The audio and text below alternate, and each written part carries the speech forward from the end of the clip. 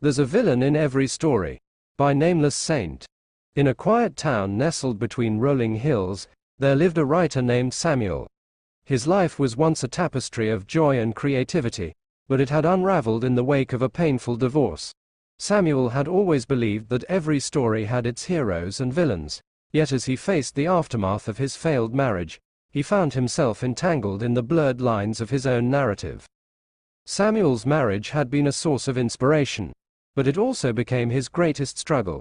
He and his ex-wife, Julia, had shared dreams and aspirations, but over time, their visions diverged. Their love, once vibrant, had withered under the weight of unmet expectations and growing resentments. When the relationship ended, Samuel felt lost in the ashes of what once was. He spent his days wandering through his thoughts, questioning whether he was the villain or the victim, or perhaps both. The narrative of his life seemed fractured, and every time he tried to pen his story, the lines would twist into a tangled mess. How could he write about heroes and villains when he felt like he embodied both roles? One evening, as Samuel sat at his cluttered desk, a new character began to form in his mind. This character, a writer named Alexander, faced his own tumultuous past. Alexander's story was one of redemption and self-discovery, mirroring Samuel's struggle to understand his own role in his life's drama. As Alexander grappled with his past mistakes and sought to mend his fractured relationships, Samuel began to see his own reflection in the character's journey. Samuel realized that every story, including his own, was not defined by one-dimensional heroes or villains. Instead, it was the complexity of the human experience that shaped the narrative. Alexander's path was not about absolution but about embracing the nuances of his character, and through this process, Samuel found clarity. Writing about Alexander's journey became cathartic for Samuel.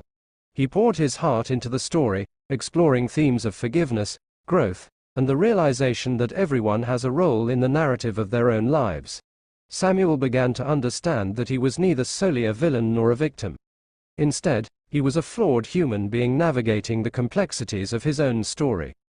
Through Alexander's journey, Samuel discovered that the true essence of a story lies not in labeling individuals as heroes or villains, but in recognizing that each person is a blend of strengths and weaknesses.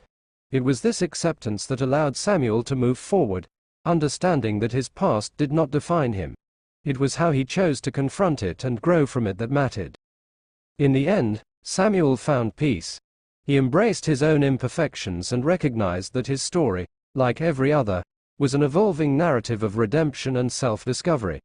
The villain in his story was not an antagonist, but rather a part of his own character, shaping him into someone who could see beyond the surface and appreciate the depth of the human experience. Samuel's journey through writing became a testament to the idea that every story, including his own, was not just about the roles one played but about the lessons learned along the way. And in those lessons, he found the strength to rewrite his own narrative, not as a tale of conflict, but as a journey of growth and understanding.